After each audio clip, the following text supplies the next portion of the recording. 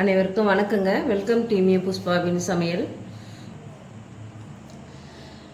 நம்ம இட்லி மாவு மீந்துடுதுன்னா இட்லி மாவை வச்சு ஒரு ரெசிபி செய்ய போகிறேங்க. புதுவிதமாக இருக்கும், டேஸ்ட்டாகவும் இருக்குங்க. இந்த இட்லி மாவை வச்சு உப்புமா செய்ய போகிறேன்.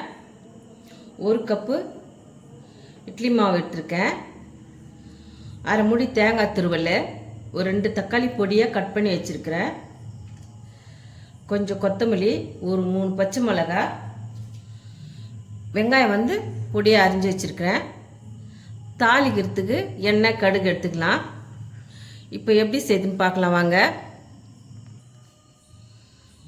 ஒரு கிண்ணத்தில் தக்காளி போட்டுக்கிறேன்.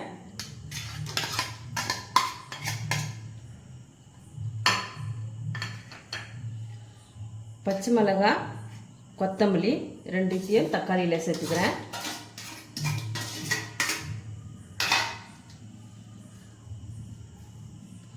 வெங்காயம் சேர்த்துக்கிறேன்.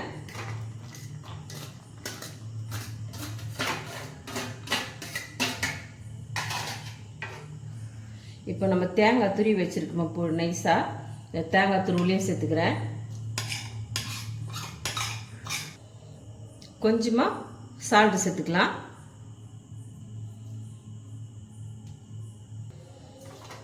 இது எல்லாத்தையும் இந்த மாதிரி கலந்து விட்டுக்கலாங்க.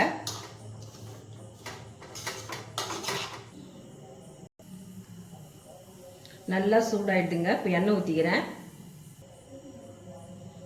ஒரு குழிக்கரண்டி அளவு எண்ணெய் ஊற்றிக்கணும். அதான் மாவு வேகணும். மாவு வேகிறதுக்கு கொஞ்சம் எண்ணெய் கூட வச்சுக்கலாங்க.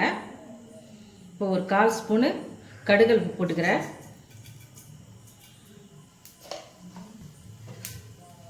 கடுகு நல்லா பொரிஞ்சிடுதுங்க. இந்த மாவை கடுகுல ஊற்றிக்கலாம்.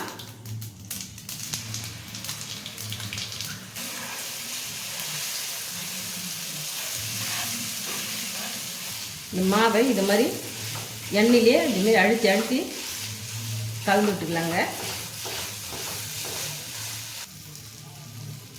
மாவு நல்லா வெந்து வந்துடுதுங்க. இப்போ நம்ம கலந்து வச்சுருக்கிற இந்த மசாலாவை இந்த மாவில் சேர்த்துக்கிறேன்.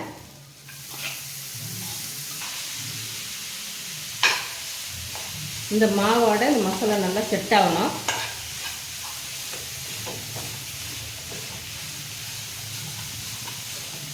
நெய் இருந்தால் கூட ஊற்றிக்கலாம். ரொம்ப டேஸ்ட் அதிகமாக இருக்குங்க நெய் ஊற்றினா. இது மாதிரி மாவோட அழுத்தி அழுத்தி கலரி விட்டுனே இருக்கணுங்க. ஒரு 5 நிமிஷம் இதேமாரி கலந்து விட்டுனே இருக்கலாங்க. உப்புமா ரெடி ஆகிடுதுங்க.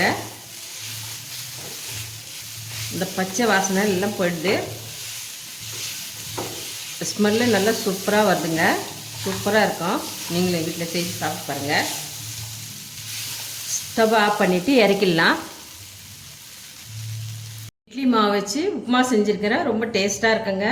இந்த ரெசிபி உங்களுக்கு பிடிச்சிருந்தா நம்ம சேனலை சப்போர்ட் பண்ணுங்கள், லைக் பண்ணுங்கள், ஷேர் பண்ணுங்கள், கமெண்ட் பண்ணுங்கள், சப்ஸ்கிரைப் பண்ணுங்கள். மறக்காமல் பக்கத்தில் இருக்க பெல் பட்டனை கிளிக் பண்ணிடுங்க. தேங்க்யூ.